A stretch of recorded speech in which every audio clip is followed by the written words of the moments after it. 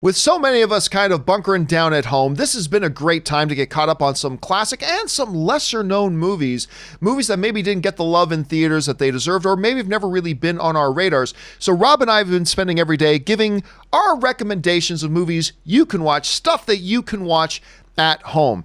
And Rob, you've already listed off some fabulous ones. So why don't you get things kicked off with us here today? What is your stuff to watch at home recommendation today? Well, it's a science fiction movie it's now little seen, but when I was growing up, it was something we talked about a lot.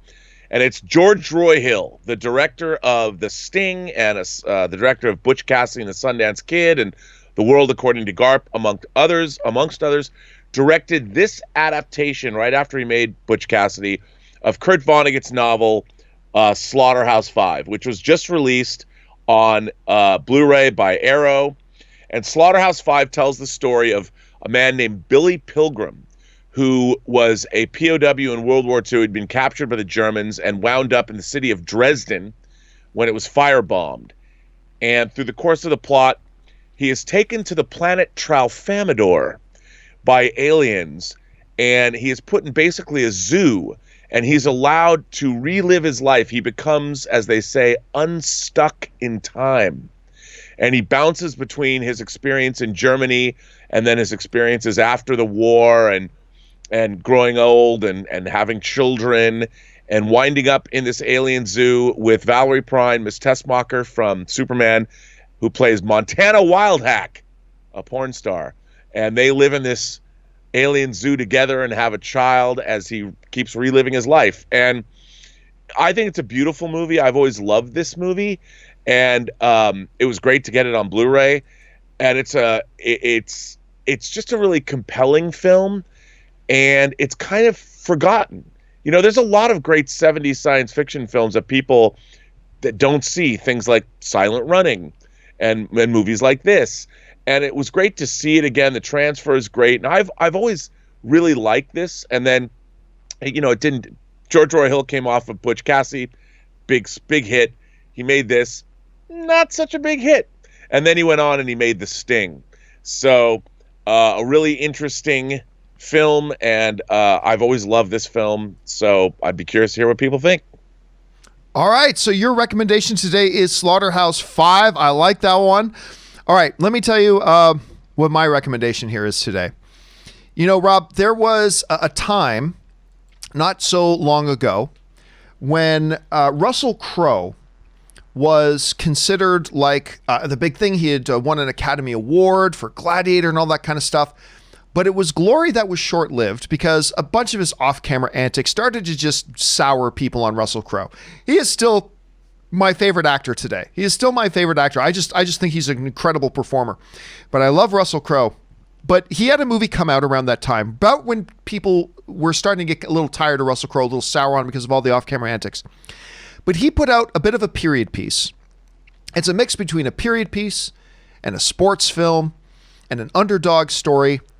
And it was simply, to me, one of the best films of the year in 2005. The movie is Cinderella Man. Cinderella Man, that the studios, I don't remember having ever seen this before, Rob. The movie that the studios were so confident in that they actually offered a money-back guarantee. I had never seen it happen, and I don't recall ever seeing it happen since. But they were like, if you go see Cinderella Man and you don't like it, we'll give you your money back. Never seen that happen before, never seen it since. It had a struggling opening weekend. Not a ton of people went to go see it. And then the studios kind of announced, hey, well, go see it and money back guarantee sort of thing, because they believed in their movie so much. Russell Crowe should have gotten an Academy Award nomination for this, but like I said, everybody was just sour on Russell Crowe at this point. Paul Giamatti did get an Academy Award nomination for this.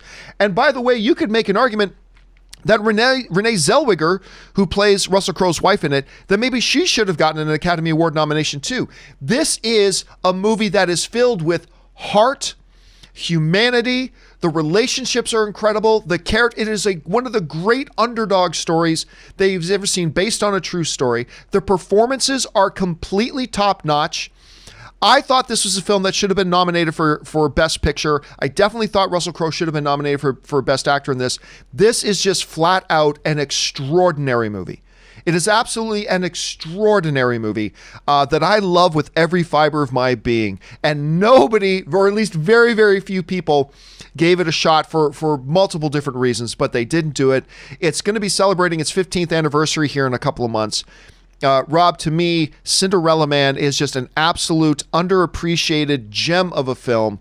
And my recommendation to you guys, if you like underdog stories or sports stories or just great movies at all, one good one to get caught up on, I believe, this week is going to be Cinderella Man. Rob, did you ever have a chance to watch Cinderella Man with Russell Crowe? Dude, this wonderful, wonderful film. I mean, like you, after I was a huge fan of Russell Crowe even before Gladiator, but Gladiator, dude, that's one of my favorite movies of all time. I can't get me enough Maximus Decimus Meridius. And after that, I mean, whether he was doing The Insider for Michael Mann or whether he was doing Cinderella Man, which is Cinderella Man's it's based on a true story, right? Yeah, I mean, it is. Yeah, and I loved it. I mean, because to me, the 1-2 punch of like A Beautiful Mind and Cinderella's story, it was, and he did The Insider. Like, he was the king of true story biopic things, and I'd like to believe Gladiator's a true story too, but I think that I love Russell Crowe, and I continue to love Russell Crowe.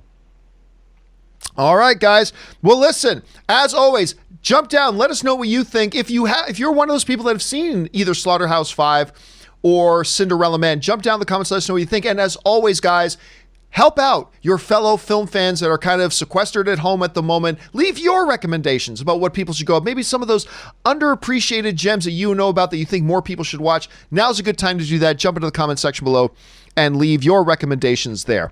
Okay, guys.